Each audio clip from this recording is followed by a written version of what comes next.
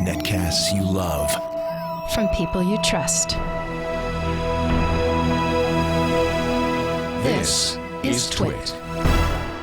Bandwidth for Tech News Today is provided by Cachefly at CACHEFLY.com.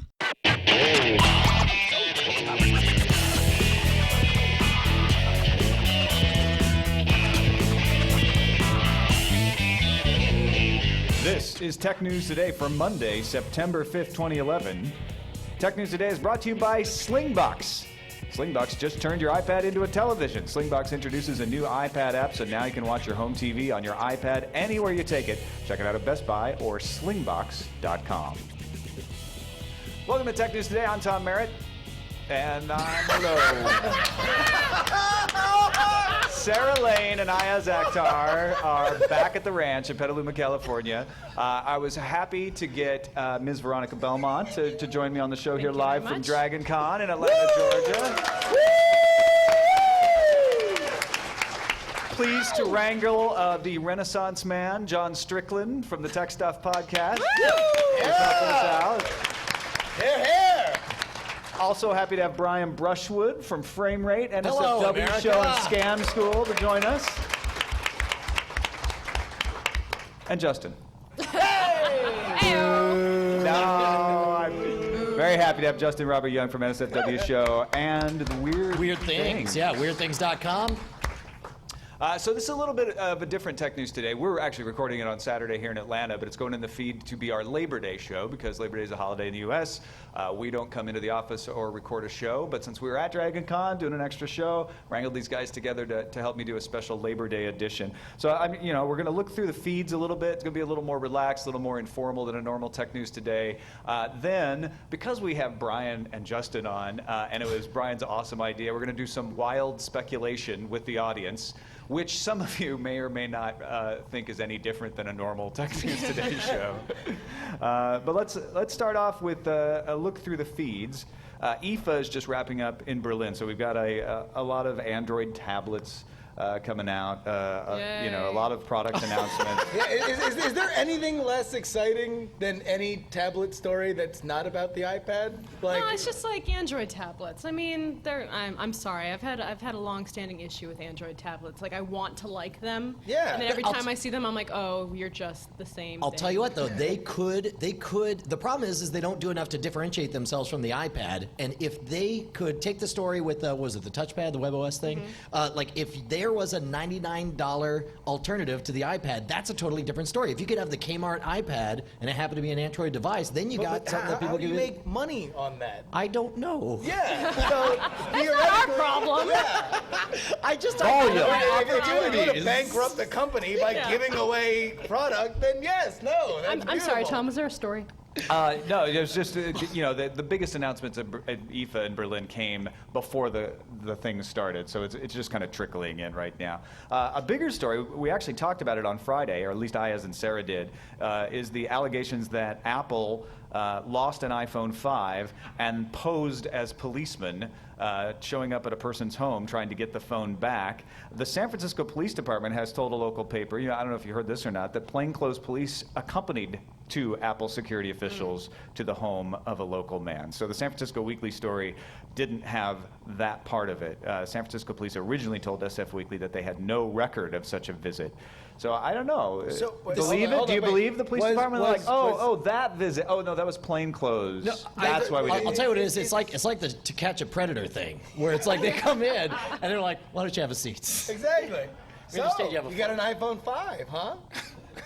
So yeah, I guess Tell me about it. for people who don't know the story, which I'm sure there Yeah, might be another iPhone was lost in a Mission District of San Francisco bar, and apparently it does look exactly like an iPhone 4. So looking at it, you wouldn't know any difference. In the same way that the iPhone 4 looked exactly like an iPhone 3GS. It was in the body of a last time. 3GS. Yeah. Last time I had a 3GS case on it, and this time it actually is like an iPhone body. Okay. But the what's different are the internals. Ah. And so they claim that it was stolen and then resold on Craigslist for $200.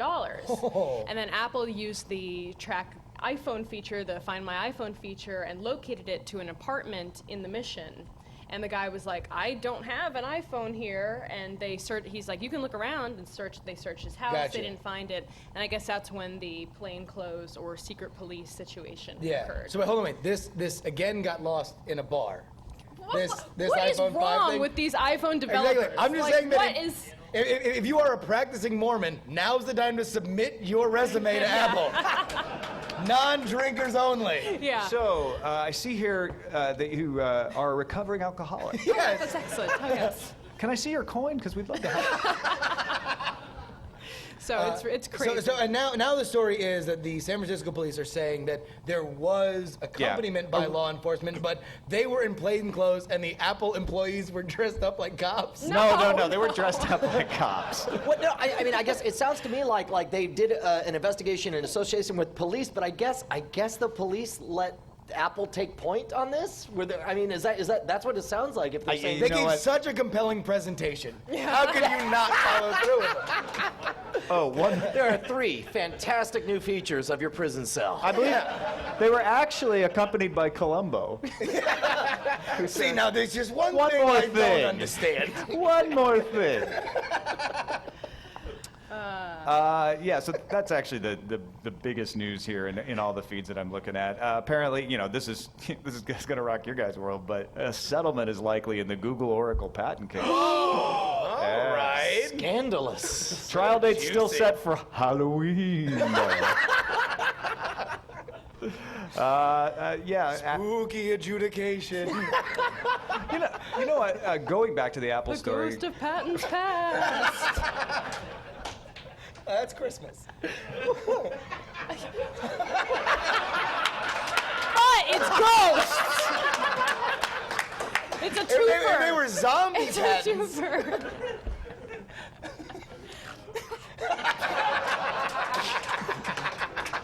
This part won't play as well on audio, but imagine Veronica. No, that part Veronica's will play currently on melting audio. into her seat. I snorted. A new study published in the August issue of the journal PLOS Biology. Any readers? No?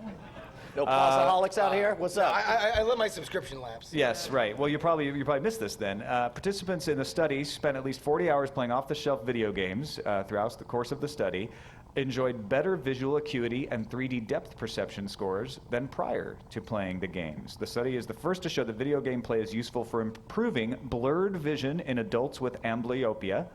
And Roger Lee, research optimist, said, "I was very surprised by this finding. I didn't expect to see this type of improvement." So Now, this is one of those perennial things that it's always that headline like, surprise, video games may be good for you. It's like, no, dude, video games are freaking awesome. You practice being a badass, and it's like you got motor control, you got visual acuity, you got problem solving. It's like everything. Like I cringe to see my daughter watching television because every time I see her vegged out look on her face, I was just like, sweetheart, can't we just get her playing video games? Just anything. and at IFA, all of the demo models disappeared from the booth. They weren't stolen, but like they took the But David branding Blaine was down. seen in the They area. took the large poster down. Like, oops. The company has not talked about why they have removed all of that, but a spokesman told SlashGear that it was a voluntary move, that it's not involved in any patent situation. It was not a theft. Well, I was in going this to say, case, like, yeah. this is like the most low-rent version of Ocean's 11 ever. We'll break into the open Samsung booth on the floor of IFA Berlin, and it'll take only the Galaxy Tab 7.7. It's a master criminal. Professor Matthew Botvinnik, with the help of a functional MRI, hopes to take your silent pauses and broadcast them for public consumption. What? What does that What mean? even mean? By mapping highlighted areas of brain activity to words meditated upon by subjects, the group was able to create semantic thread based on emotions, plans, or socially oriented thoughts associated with select neural activity. Okay, so they're saying that what is being unsaid in our brains, they are predicting and can write out or print out? It seems that way. I haven't had a chance to actually read this story. Does to find out for anyone know sure. what this story is about? Yeah. This guy. All right, wait, we got Twitter for your for brain. Twitter for your brain, but not stuff you speak, stuff that you think and don't speak. So right now it would just be like, don't panic, don't panic, don't panic. You shouldn't have drank today. It could pave the way for automatic translation machines, extending a silicon-assisted grok into our nonverbal inner worlds that churns out computer-generated chatter, giving a voice To people. I understand for people who can't speak, like, hey, here's a way that I can communicate, but otherwise, like, no, there's a reason that's on the cutting room floor. That's like crap deleted scenes on a DVD. Like, no, we don't need them. There must be something smart about this we're missing. I'm sure. Well, the ability to give people who are incapable of speech the chance to talk is pretty damn No, smart. but I Oh, no, don't that's understand how they're getting from one place to the next place. Yeah, That's no, what I'm I'd have missing. I'm to missing dig the into this a little gap more. here. Right. Let's get excited about DirecTV adding AMC and HD next week. Woo! Ooh, yeah. Oh, no, that's awesome. I actually Dude, have I'm it. actually- It's like that's awesome. the people who don't have DirecTV are like, nah, okay. Yeah, I don't have whatever. DirecTV. I don't know why I got I already excited. have it in HD, bitch. Good for you. Yeah. So finally, I can get all those non-Darabont, actually- Walking Deads in crystal clear HD. That's great. Was Thanks, that one of those AMC. cutting room floor things that came through? Oh, yeah. That's terrible. That was the ghost of jokes past. Thank you.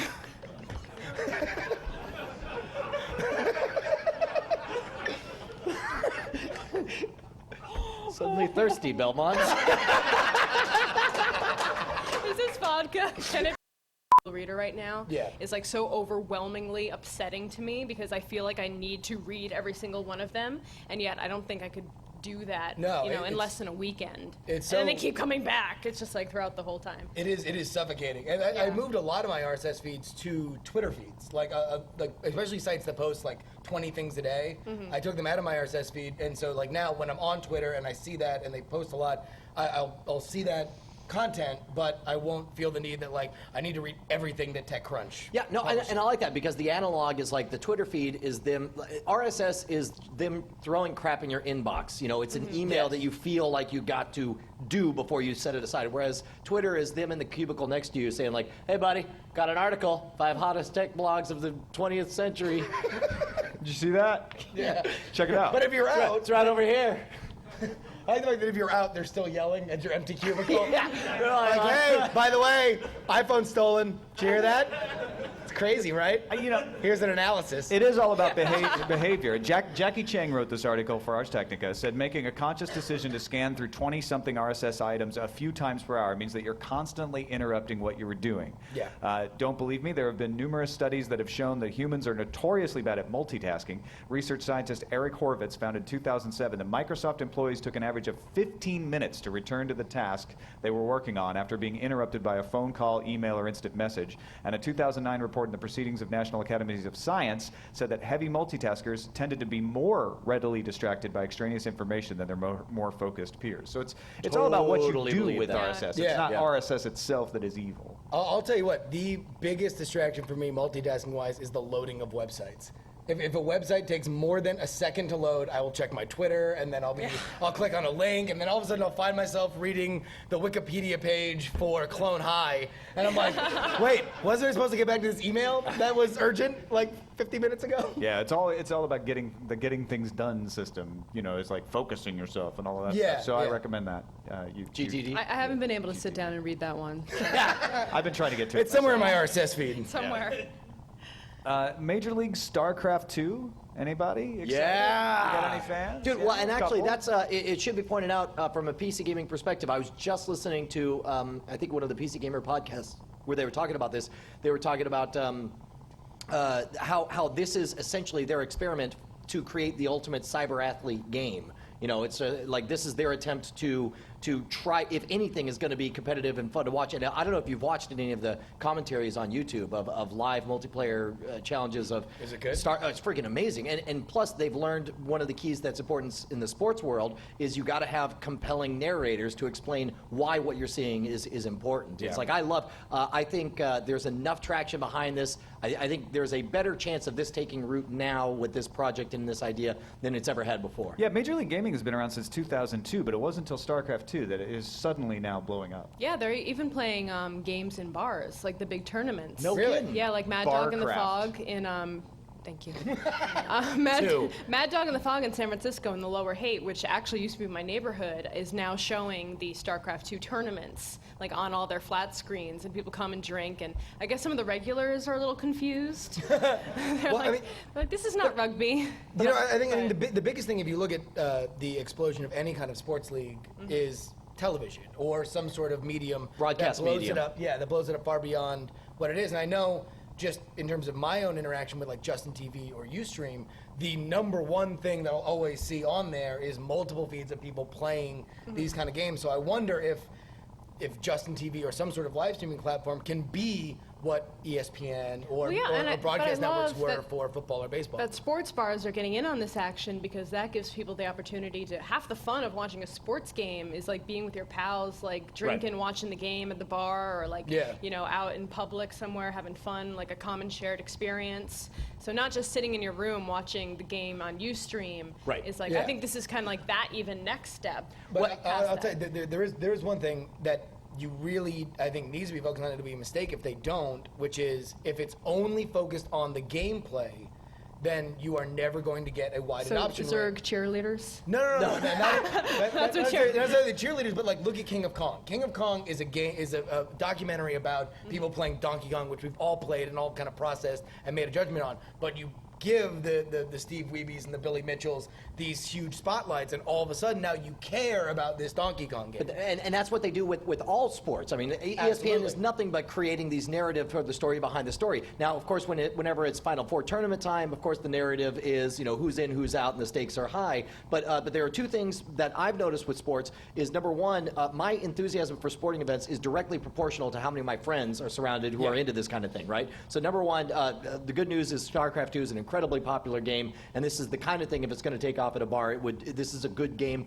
for it to be. And the second thing is, my enthusiasm for sporting events is also proportional to how many times I've played it. You know, it's like if I've played a few soccer games and I remember the rules, or basketball games, it's like my intimacy with a spectator sport is directly proportional to how familiar I am with having played the game and the rules as well. All right, I got a couple of emails here. I want to see what you guys think of. Miriam writes in and says, "Hey, TNT crew, on yesterday's show, Sarah was wondering how important removable batteries are for people. In my case, it's very important, and I won't buy a computer without one. I homeschool 5-year-old triplets who love their video games and music. When we travel, have downtime between classes, or one isn't taking the class, they work on one of my gadgets. The first day we did this, I realized I needed spares and stocked up. We also took a 17-hour international flight with no dead devices. My husband laughed at me when I pack, but when his Droid X gets to 10%, he is happy. I imagine other frequent travelers are in a similar boat. You know, the trend from Apple has been to make the batteries non-removable. You just have to recharge. I would have totally agreed with this 5 years ago, but since having been forced into the non-removable battery clubhouse by Apple, I've realized that you can have external batteries. Yeah, it's not as convenient, though, is it? Or is it more convenient because you don't have to open the battery? Yeah, I was about to say. I mean, how is imagine having a brick, right, with 18 hours of power that you can plug into anything on USB, versus why is it more convenient to have a mishmash collection of 8 to 10, backup batteries that you have to individually substitute for each device one at a time? It's like, if anything, by consolidating to an external power source, I think it's a good thing. Yeah, I'll tell you what. I was actually about to say that my 3GS, which I am patiently waiting every single day until the iPhone 5 gets announced so I can buy an iPhone 4 and then exchange it for an iPhone 5 when it comes out, because I'm sick of this thing because the battery is broken. And anytime I do 3 things at once, it just shuts down no matter how much power is in there.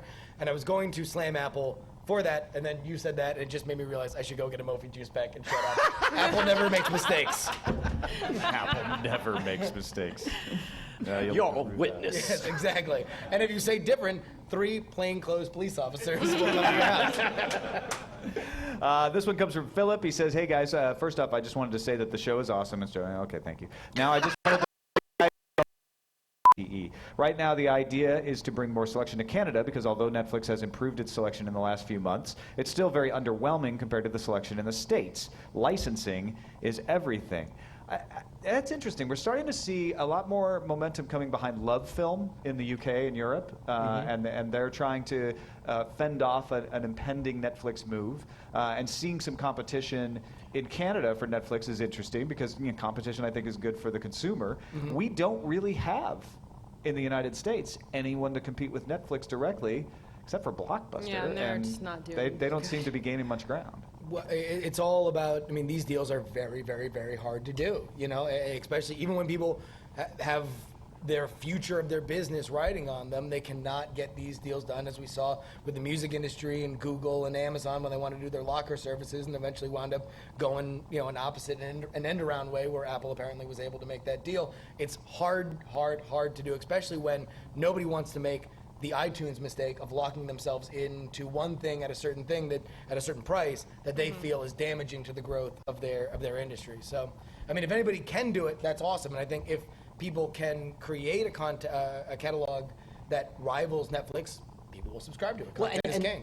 This is the part that puzzles me. I mean, obviously, if anyone's going to make it work in Canada, they're I like would think $17.50 now that they're losing stars. Well, that's Exactly, true. yeah. Fair enough. Well, it might just be because they're not Netflix. I mean, we've seen people make deals like when the music industry was upset with how iTunes was doing their pricing, and they were stubborn on it. They gave Amazon sweetheart deals on letting them sell their music DRM-free right. and for a lesser price. So it might just even be them trying to foster competition so they're not beholden to the only people who do a super popular streaming service. And as far as competitors to Netflix, I mean, we do kind of have Hulu and we do kind of have Amazon as well.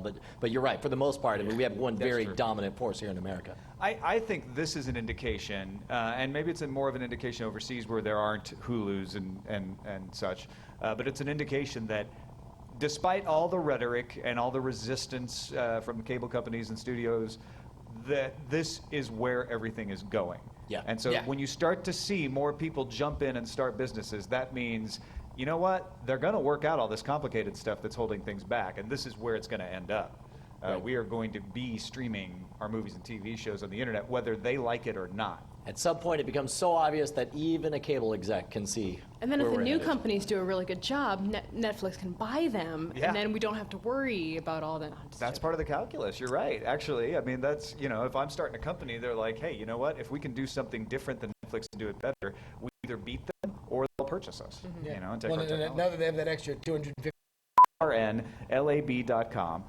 That's a group, Furniture Laboratory. I started to create an affordable, full-size, open-source CNC machine design and put it out to the world. CNC. Is he in the CNC Music Factory?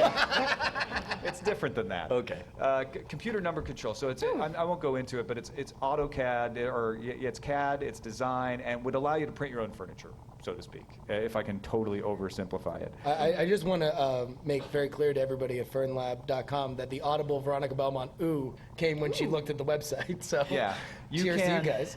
They want to jumpstart the future of distributed manufacturing. So the idea that you could do some manufacturing in your garage of things, not just furniture, but all kinds of stuff. They have a Kickstarter project going on right now, but we only have 19 days left and are at just 30% of our goal. In the last few days, we've been featured on treehugger.com and core77.com, but we're having trouble catching traction. So if distributed manufacturing is of interest, if this idea of open source CNC machines is of interest, you might go check it out, furnlab.com. Dude, how great is Kickstarter for these kinds of things? Oh my So God. good. Len Peralta kicked off his Geek a Week series, his second series of geek trading cards, geek portraits, podcasts. And he's kicked it off saying, look, here are the people I'm going to do, including George R. Martin, amongst others. And if I get them, or if I get enough Kickstarter funds, I will release a different portrait. So he's got metrics there. He got an amazing response just in one day. It's incredible. What's amazing is that we talk about the democratization that the internet makes available, the rise of the middle class rock star, but it also makes Kickstarter's an example of the rise of the middle class venture capitalist. You get to sit here and feel important and audition ideas and say, I believe in this guy, I believe in his project, and then throw $5 so you can get the koozie. I mean, it's. I love this idea of an open source machine that people could build, put in their garage, and it's not going to eliminate big industry, but their tagline, making production local again, is like bringing back the cottage industry, making it so you don't have to ship things in containers halfway around the world. Well, and it's funny because it's like that's a problem. Some of us are nostalgic for the late 1970s when you could go to Radio Shack and buy enough components to actually build a computer yourself, and then it got away from us. And this is a case where the technology is finally catching up to where we're bringing it back to the garage, to where now you can buy a device that you can build essentially anything in your garage. All right, let's take a quick break before we start our wild speculation part of the program. Thanks to Slingbox for helping us sponsor our show. Slingbox. How many of you have a Slingbox actually in the audience? We got a few people out there. And when he says in the audience, he doesn't mean you actually brought it to the panel. Although that may be true. That would be awesome. Someone holds it up like John Cusack. How many of you actually have used your Slingbox when you're on vacation to catch up on some TV shows from home? Yeah, we got a couple hands up there. So, for those of you who don't know, Slingbox is a device. You buy it, you plug it into your television, you plug it into your internet, and then it allows you to watch your television remotely. So it's an easy way to add television to another room because you can watch it on a laptop or an iPad in another room, but you can watch it anywhere you got an internet connection. So if I'm in Atlanta, I can catch up on Haven and Torchwood from last night on my home television just by pulling it up on my iPad or on my laptop. Check it out at a Best Buy near you, or go to slingbox.com for more. I'm sorry, I wasn't paying attention. I was watching Justin Robert Young actually log into his DirecTV thing right now on his iPhone. Yes. That's amazing. What are you watching? I think I left it on NFL Network when I left the house. So I think I'm watching a Falcons preseason game on tape delay. Yeah. Slingbox. No, seriously, it is the only thing that you need to have in life. If you are not near your house a lot, if you work a lot. A loving wife. Psh. Enough. Overrated. Don't forget that the new iPad app, now you can watch your home TV on your iPad anywhere you take it. Slingbox on your home TV, appearing on iPads everywhere. Check it out at Best Buy or slingbox.com. I wonder where we would start wild speculation topics. When is the iPhone coming? And what will it look like? Well, thankfully, we do have a little nugget of intel. The fact that it's in the same form factor, I think. It is the same form factor? It's not necessarily. You don't think? Yeah, no. That version was just built into an iPhone case.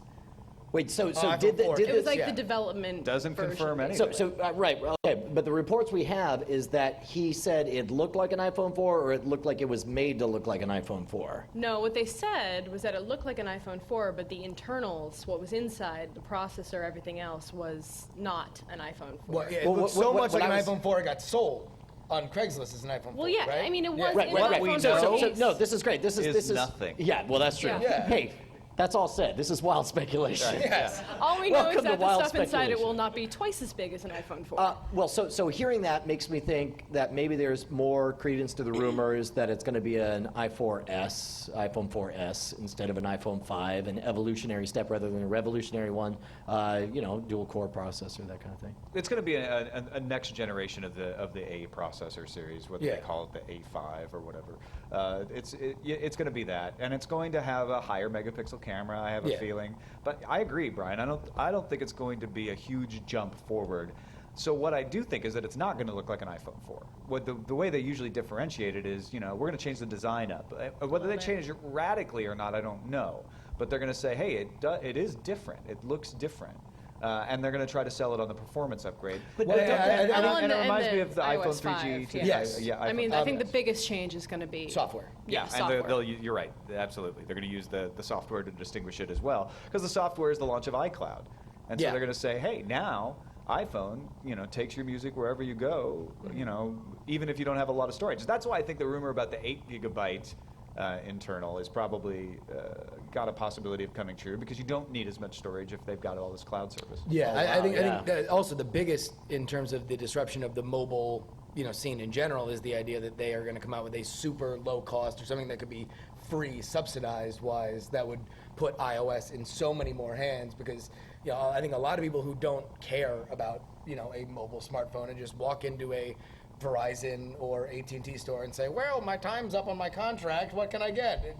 If somebody says, well, this is like an iPhone, they get it, and it's an Android phone. Now you can say, here's an iPhone, and they get it. And I think that will be, I think, very disruptive in terms of what we see now in terms of Android adoption rates and iOS adoption rates, specifically for cell phones. In terms of the launch date, I don't think it can really come out any later than early October if they want to fully maximize the Christmas season, which it seems like they want to differentiate the iPad release date as a spring thing and the iPhone release date as a fall thing to get them away from each other, which is how they were before when iPad was first released. So it seems like they wanted to be their big Christmas killer, and if it's that, it's early October. Yeah.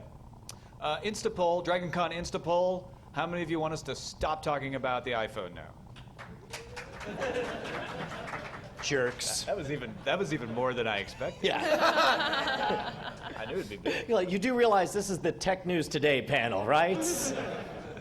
Okay. Next, any I say we suggestions take- for the let's next take a big program- topic of speculation? Yeah, let's right. just walk on over to Richard Garriott over here and form a line behind him. Yeah. Yes. Actually, I think that's a better idea to avoid some actually feedback and stuff. So. Lord British, thank Well, you. yeah, I'm sorry. Exactly. All right. I saw somebody in Hogwarts Get it robes right or that pay the kept price. like kind of lifting his hand. Factories inside their own houses to build their own stuff. I mean, I think we're kind of missing the middle step here is, for people to compete with people like Walmart, these are large companies who's able to cut costs through the distribution centers. So small businesses, if they have distribution centers inside of themselves, are now able to compete on a fixed point price like Walmart That's a great and give the customization. But on the individuals, just saying directly that, oh, well, everyone can have it on their own garage, that still's a bit expensive on the person level. No, I mean, I could totally We're see getting a one future. step Sorry for closer the to Brian's $99 iPad. That's right. But that's a good reason why you should make an open source project to help expand on that and bring the cost down. I think that's cool. Thanks. I forgive you for cutting now. That was a really Yes, good point. exactly.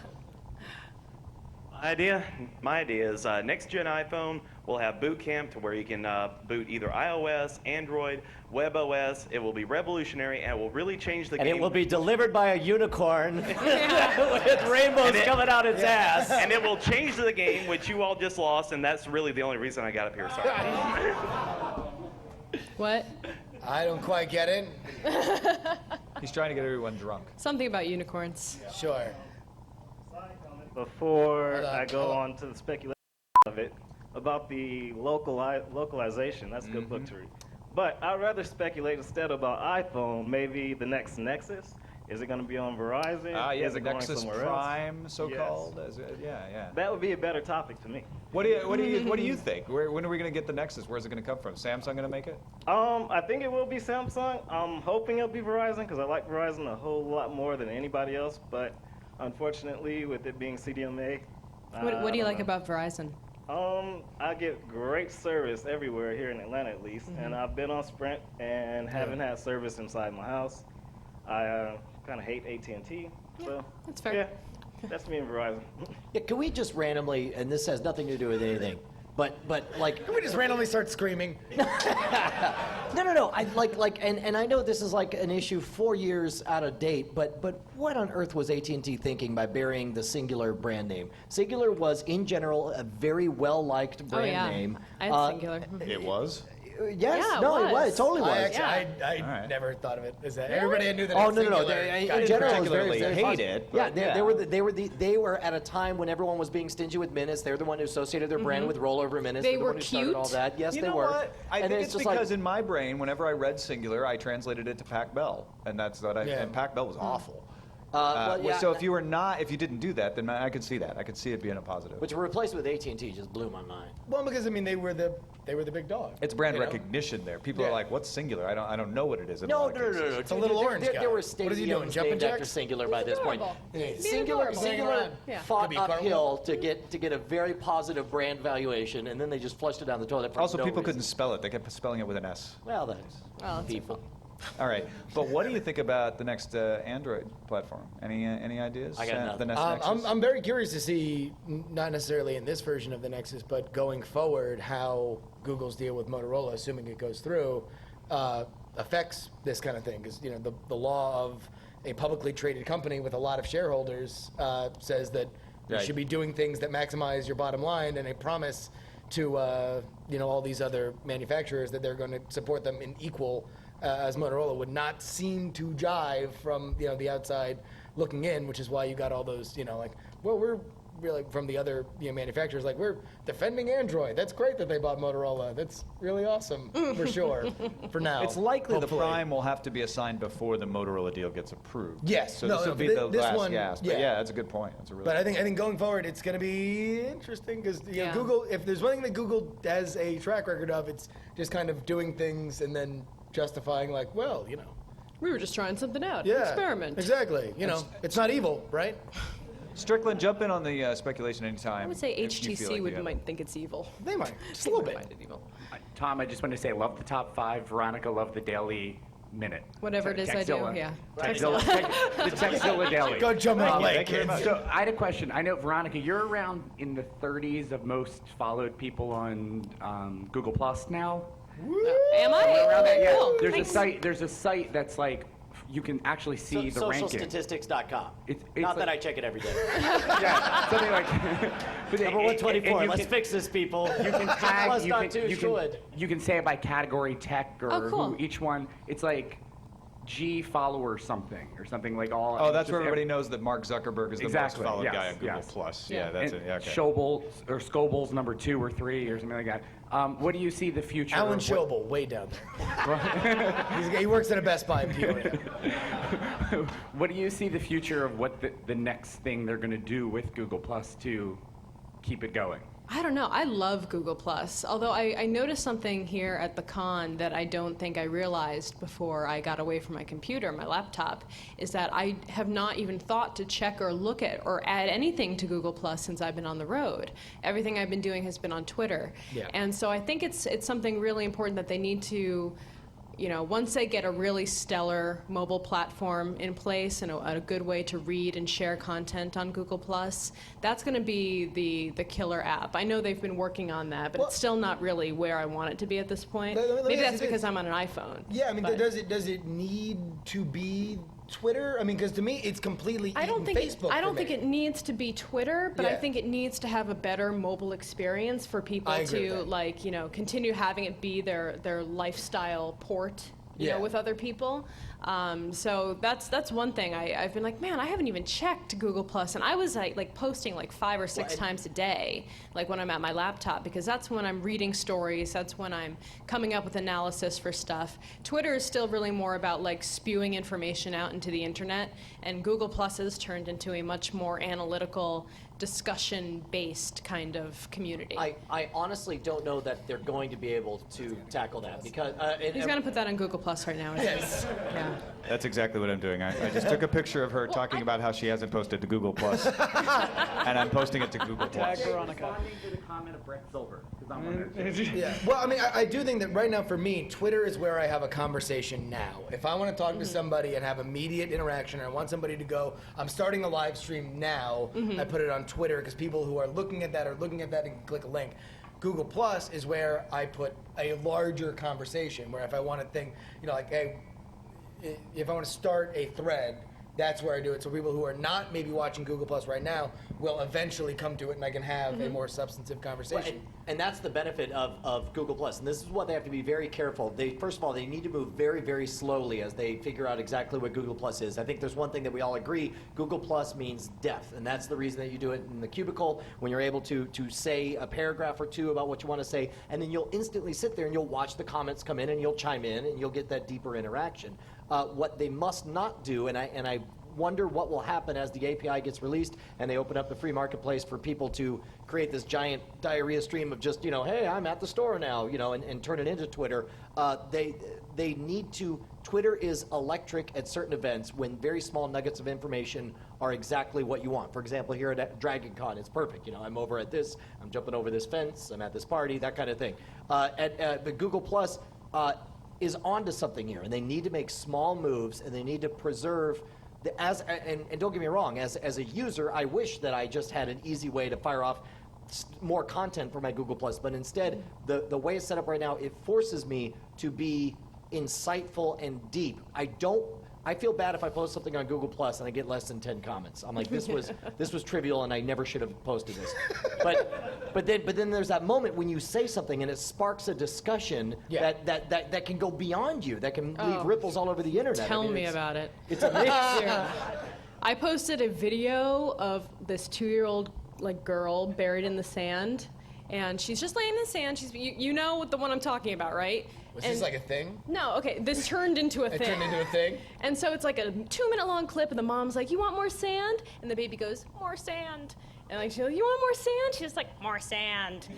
And so it was hilarious. Sounds adorable. Within 2 minutes, that's child abuse people started coming on. And it turned into this massive flame thread of just like people being like, that baby's feeling suffocated and they can't communicate the feelings they're having, right? I'm like, I don't know if you've ever hung out with a 2-year-old, but if that baby is not happy, you will know for miles around that baby is not happy. And so it just went on and on and on. It was like this huge discussion, and I was like, I've totally lost control of this in a lot of ways. Like, but no, because can you shut down? I can, comments? and I have done that in the past. I've seen you do like, that. Yeah, I've seen like I've read like a Veronica Belmont Google Plus comment that it's just like, all right, I've lost control. It's over, kids. Yeah. You can't I didn't go close home this one down because the the number one thing with trolls is that you have to let like your own take care of trolls. Yeah. And like people definitely did come out in force and being like, first of all, that's not Veronica in the video, like pouring sand on a baby.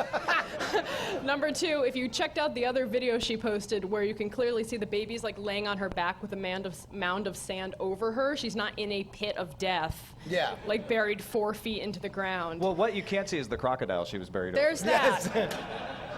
Yeah. And so it's a fun way to really have these deep conversations. Sometimes they tend to veer wildly out of control, but they have given us some methods of deleting comments or shutting down threads and things like that. I think they're on the good track for moderation in terms of stuff like that. It's not necessarily at the place where I can use it the best way possible for, you know, as a brand, I guess, to like share a lot of stuff, because some people don't always want to see, like, you know, the most recent episode of Techzilla Daily comes out. They don't want me to post that. Right. Like, I'm waiting for the time where Techzilla can have its own thread and we can do that kind of thing there when the brands really start. They need some sort of branding thing there. I will say that right now with Google Plus, I'm very much enjoying in a, you know, and not to be too, you know, like, oh, I love the band before they got big kind of thing, but there are some people in my life that are like, oh, I don't get Google Plus, and I'm like, good. Because me and everyone else who's on Google Plus do, and we don't want to. We love it. Carrie Trotman in the audience right there. Carrie just commented on the photo I took of you talking about Google Plus. He says, I just watched Tom take this picture. Yeah. And then Christopher Rizzo said, I just watched Carrie post this comment. So the idea that you don't get substantive discussion Exactly. on Google Plus, I think is Clearly, in-depth analysis. Patrick Delahanty says, I just broadcast this photo over to TWiT. I don't even know how to post photos from the app. I'm running iOS Beta 5, so I don't know if maybe that's a problem with that yet, if it's not stable. I think really? I don't know if Google Plus is stable in the beta. Yeah. Maybe not. So that might be part of my problem. Maybe casually I'm iOS just too 5 cool dropping, with my, you know. I just have the developer build, whatever. Did you sign this NDA about it? What? Oh. I'm gonna go ahead and +1 this. Next question.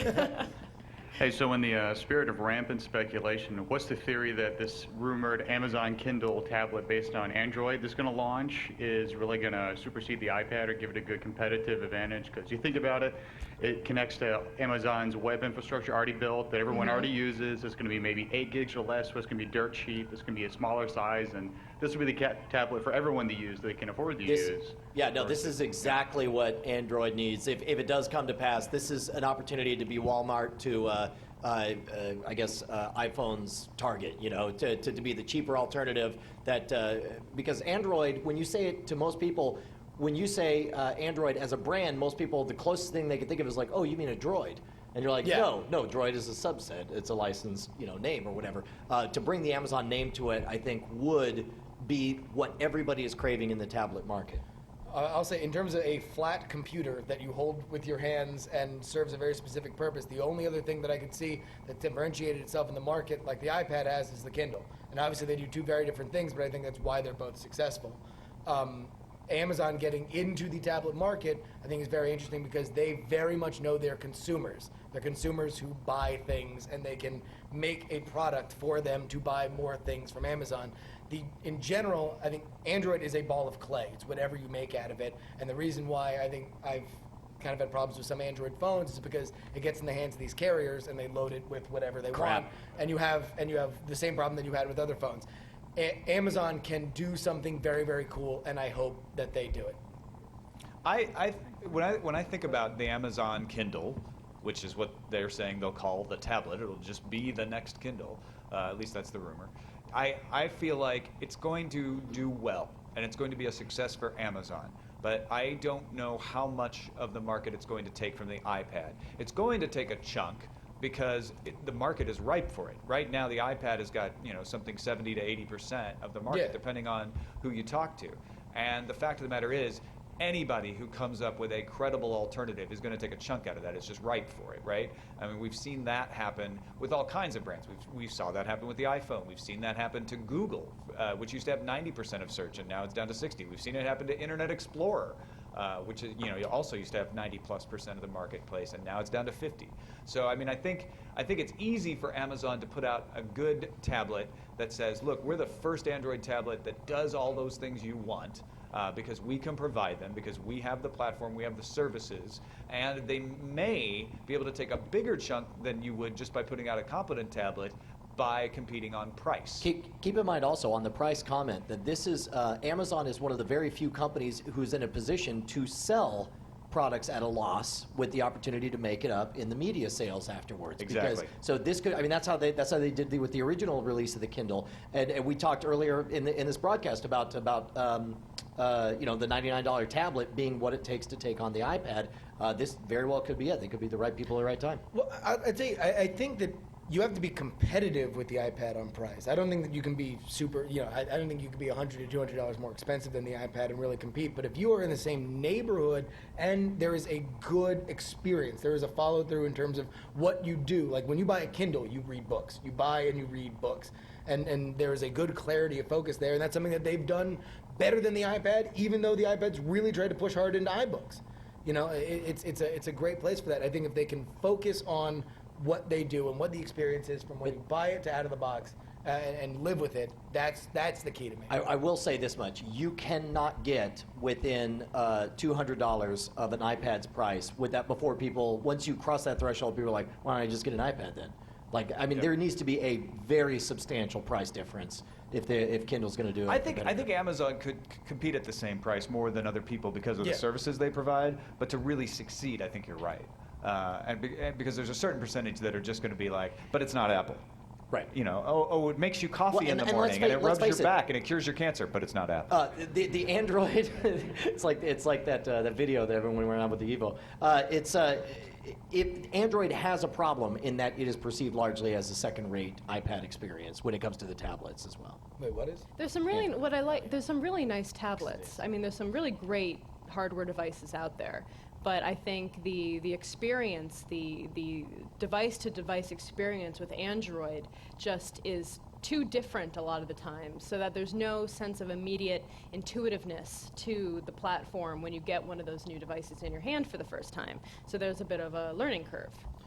Yeah, I think the failure of Android as a tablet platform is the same as the reason why they can't make a iPod competitor. It works when it's on a phone carrier and you can put it out and grab market share like that, but when it's not tied to somebody who's you're in bed with a carrier paying you on some level, then it's just what's the point of it? What if Amazon didn't compete on price but bundled in connectivity? That'd be something big. That would be. They have the relationship. They've done it with the Kindle. That's a lot more data. We're talking a pretty big difference from the Whisper Sync to. But what if Amazon was like, well, we'll make enough up. What if their calculus wasn't we reduce the price of the tablet itself, but they say we'll make enough up to subsidize the connection. They could compete on creating their own ecosystem, where it's like, because you feel like you're in a clubhouse the entire time that you're on your iPad device, whether it's in the iTunes store, whether it's in the App Store, if they could have a similar alternative to that in the Amazon space, I can see. And again, it's got to be subsidized. You've got to have that massive price difference to attract everyone. And we saw once a tablet hit 99, everyone was just like HP, whatever. Okay, but who cares? I mean, like they all bought it, but I mean, who's going to be talking about the touchpad? You know, Nobody will, but that's the follow-up. That's the actual product itself. Meanwhile, everybody bought it at $99. Clearly, that's the magic price. And if you could subsidize it, then $25 is the magic price. No, it's not. Well, no, I mean, like they're making it's at a loss. They were blowing them out. That's right. So then why, that's an unfeasible number. No, it's not. Not if you're Amazon and you can make it up on. They lost money on every single Kindle they sold when it first came out, but they made it up by creating the space. Yeah. So in your face. No, but I'm saying, but 99 might not be. Yeah. I'm saying that 99 isn't necessarily that. All right, real quick, last question before we shut down the broadcast version, and we'll still get the other two questions. They just may not make it into the final. Also podcast. in my face. I got faced. Mostly just love the show, and I think Lenovo announced that they're coming out with a $200 tablet, like a 7-inch one. Yeah, right. And I think very basic one. There you go with something that might be appealing to businesses, which is the other market that you really don't talk about when you're talking about consumer devices. But you know, someone can come into that space too and really try and compete with iPad, you know, much more effectively. But what does an We've run out of time. Oh, yep, we talked about 5 Android tablet stories in a row, which means everyone gets a tablet!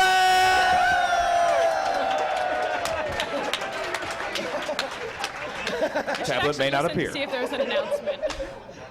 Hold on. But more importantly, what? More information will follow shortly. Great. All right. While you all die in a fire. William. Literally. William Shatner has farted.